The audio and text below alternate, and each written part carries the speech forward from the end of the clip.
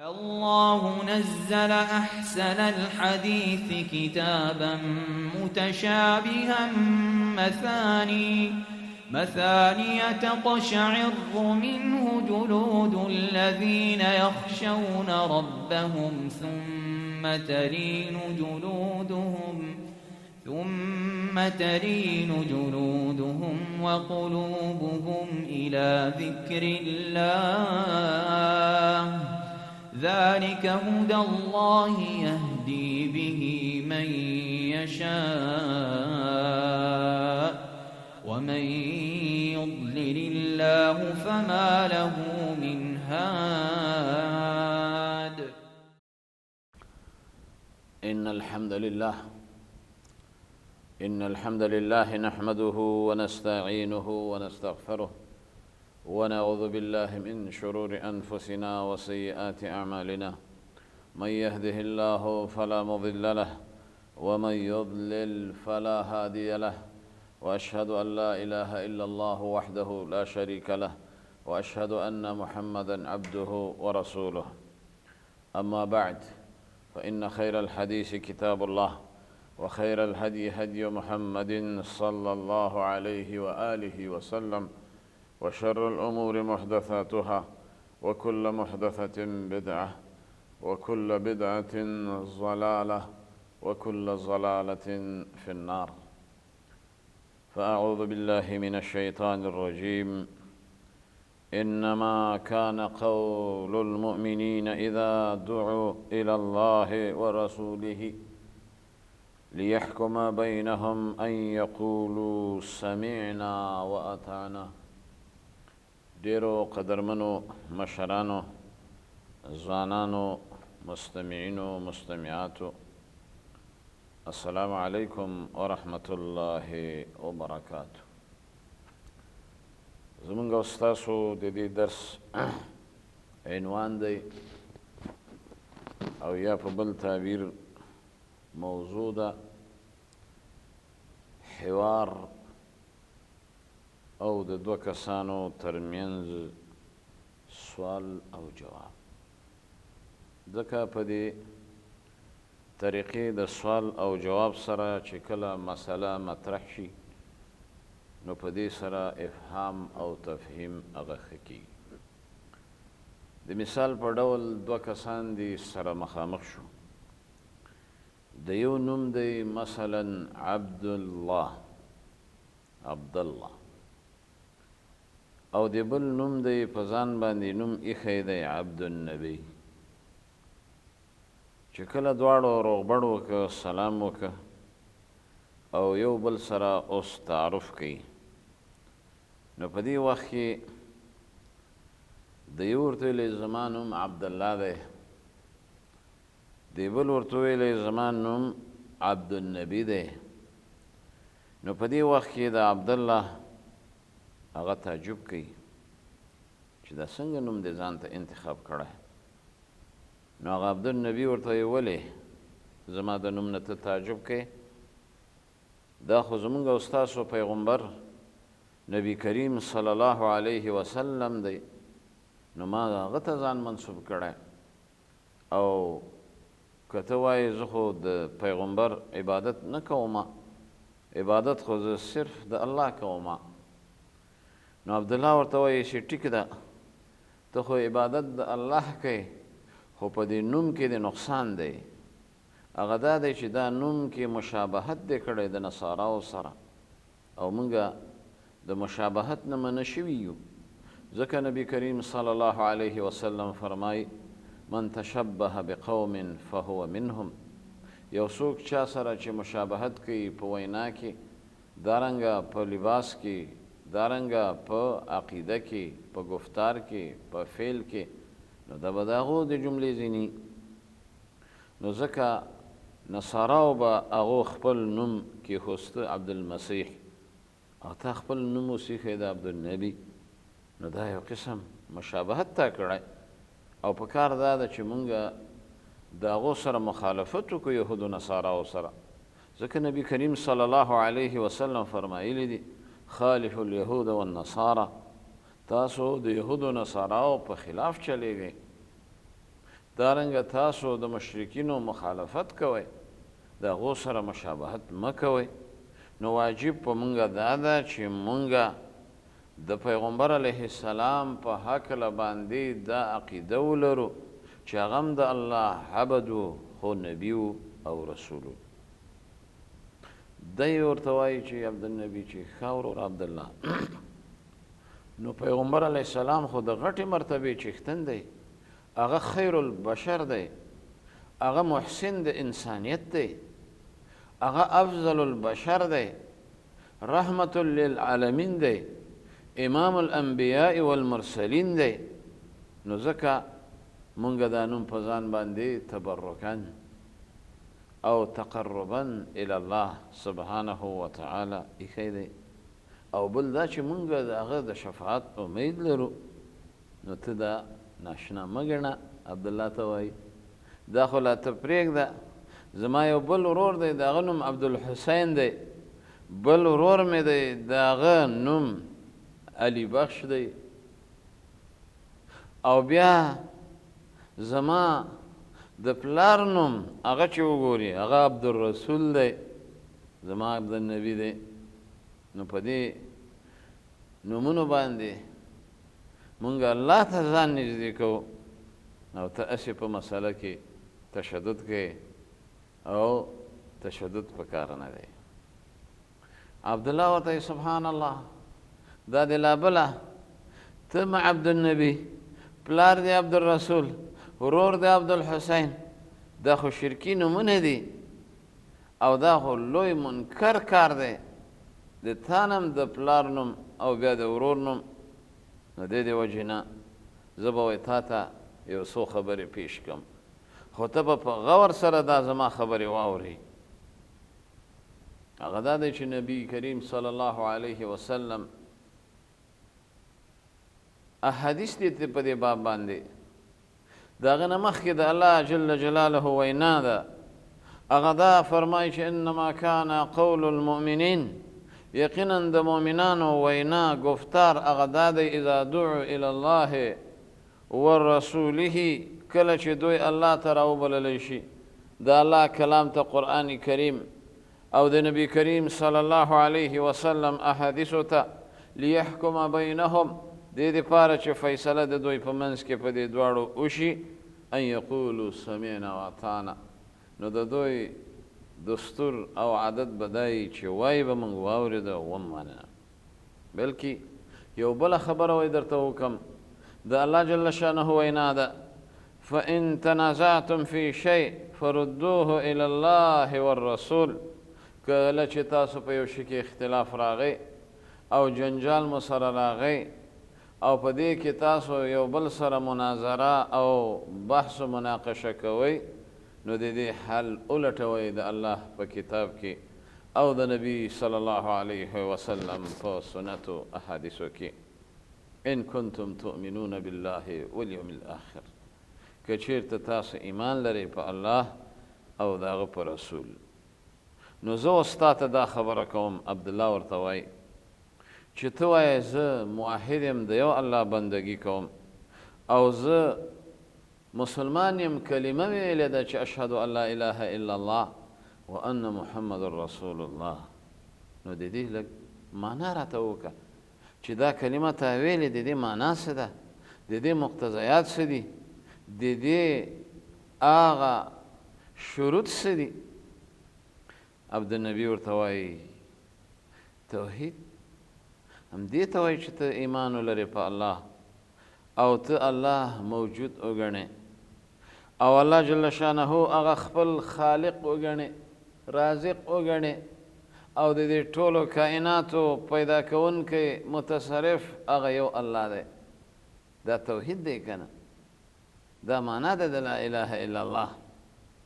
عبدالله ورته وایي که صرف چیرې توحید یوازې اقرار او یوازې گفتار او د خولې وینا ته وایي، نو بیا خو فرعون هغه هم واحد بللی کېږي په دې معنا. ځکه الله سبحانه وتعالی هغه فرمایي وجحدوا بها واستيقنتها انفسهم ظلما وعلوا. د دې کافرانو مشرکینو لکه فرعون د هغه بالکل دا اعتراف و دا یقین و اگر که ځان ته ربکم الاعلی ویلې بلکې هغوی په دې باندې قائل و چې دا ځمکې اسمانونه الله پیدا کړي دي په دې پوه و خو سره د دې نه هغوی کافر و مشرک بلکې الله سبحانه وتعالی په قرآن کریم کې فرمایي ولئن سألتهم من خلق السماوات والارض که ته د مشرکین مکه ابو جهل امیه بن خلف ابو لهب ابو طالب او وجهاو هغه مخوریزونه ورته پوښتنه چې وکړي چې دا ځمکې او اسمانونه چا پیدا کړي دي نو دوی ټول به په یو چغه درته وایي الله الله پیدا کړي که ته ورته ووایې چې دا ځمکې اسمانونه او غرونه دریابونه دا چا پیدا کړي لیقولن الله دوی به خامخا وایي چې دا الله پیدا کړي نو په دې حساب بیا مشرکین هم څه هغوی هم موحدین دي او په دې باندې هیڅ یو عاقل او دانا هغه دا خبره نه کوي او بل دا خبره تا ته وکوم یا عبدالنبي چې الله سبحانه وتعالی دا رسولان د څه په خاطر لېږلي دي او دا کتابونه د څه دپاره هغه نازل کړي دي په دې خبره پوهېږي چې اول د هغو نه نوح علیه السلام نو هغه عبدالنبي جواب کې وایي چې بالکل زه دا تا سره منم چې الله سبحانه وتعالی دا انبیا را لېږلي دي کتابونه نازله کړي دي چې د الله سبحانه وتعالی سره څوک شریک نه کړي او د یو الله جل شانه بندگی وکړي نو بیا عبدالله ورته وایي چې عبدالنبي تا ته دا خبره زه کوم چې کله الله سبحانه وتعالی انبیا را ولېږل کتابونه یې نازل کړی چې دیو الله بندگی دی وشي او هغه سره د شرک ونه شي چې اول د انبیاو نه هغه نوح علیه السلام نبی و رسول پیغمبر نو بیا پیژنې چې دا سبب د شرک چې د نوح علیه السلام په وخت کې و د هغې په سبب باندې پوهې چې هغه سبب یې څه شی و نو دې وخت کې عبدالنبي ورته وایي چې لا اعرف ما ته پته نشته ته اوس ما پوه که عبدالله ورته وایي چې پوه که ځان چې الله سبحانه وتعالی نوح علیه السلام هغه په دې توحید باندې را لېږلی او خپل قوم امت دعوت کړی نو ته په دې باندې پوهې چې هغوی ولې دا شرک وکړه او دا شرک پکې هغه رایج شو نو د هغو وجه هغه غلو فی الصالحین په نیکانو کې ځکه قرآن کریم کې د ود او د سعا او د یغوس او د یعوق او د نصر هغه د بوتانو نومونه چې دي دا په اصل کې و د نیکانو نومونو او بیا عبدالنبي ته دا خبره کوي چې ته په دې باندې پوهې چې دا څوک وله ود یغوس و یعوق نصر هغه ورته وایي چې څوک وله اوس یې ما ته بیان که که نه نو عبدالله ورته وایي چې ګوره دا چې ود یعوس و یعوق نصر دا اسماء الرجال الصالحین دا د نیکانو انسانانو دیندارو کسانو نومونه وو او دا څه نومونه د کافرانو نه او نه د مشرکینو نو په دې وخت کې عبدالله ورته دلیل پیش کوي هغه دلیل دا دی چې دا اسماء د نیکانو خلکو نو قوم د نوح علیه السلام را ولګېدل او د دوی سته بندګي شروع کړه عبادت یې شروع کړه او بیا سته عرب هم د هغو متابعت وکړه په هغو پسې اقتدا وکړه او که ته وایې دلیل نو دلیل هغه دی چې عبدالله ابن عباس د بخاري حدیث دی فرمایلی دي صارت الاوثان التي كانت في قوم نوح و هغه بوتان هغه نومونه چې قرآن کې ذکر دي د ود و سعا و یغوس و یعوق و نصر چې چې دا 5 الهه وددو دا چې ووایي په قوم د نوح علیه السلام کې او بیا په عربو کې وروسته هغه داسې مرحلې ته سره راورسېده چې ود دا كانت لکلب بدومة الجندل صحیح حدیث دی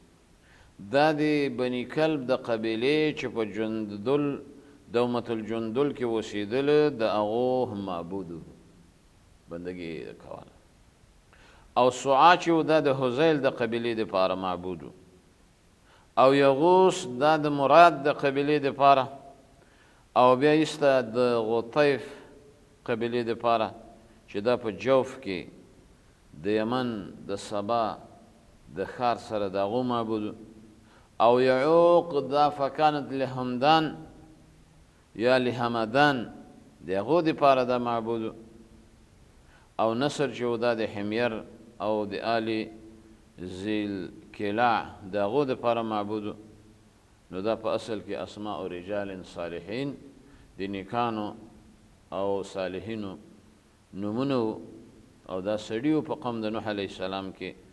فلما هلکو اوحى الشیطان کله چې هغوی مړه شو نو شیطان راولګېدله هغو وسوسې واچولې د هغه قوم ته چې ان انسبو الی مجالسهم چې تاسو د دې جوسې جوړې کړئ مجسمې جوړې کړئ او د دوی هغه ذکر و یاداش به چې هغه نیکانو صالحینو هغه به تاسو ته مخته کېږي نو دو دا کار وکړه د هغې مجسمې جوړې کړې چې کله هغه مړه شو د هغو اولاده راولګېدله چې دا مجسمې خو زموږ پلرونو جوړ کړي دا خو هسې نه دي جوړ کړي نو ایسته بیا هغې نه وروسته نور نسل هغه راولګېدله د دې و بندګي شروع کړه فهلم جرا ځکه خلک هغوی په شرک کې واقع شو نو په دې وخت کې عبدالنبي ورته ویلی چې عجیب څه ناشنا خبره هغه ورته ویلې د دې نه د نور زه ناشنا خبرې نه خبر نه کم هغه دا دی چې پیغمبر علیه السلام خاتم النبیین دی د نه وروسته بل پیغمبر نه راځي او الله سبحانه وتعالی هغه قوم ته لیږلی چې هغو به استغفار هم کوو بندگی به هم کوله طوافونه به هم کوله سعی بین الصفا و مروه به هم کوله حج به هم کوو صدقې به هم کوو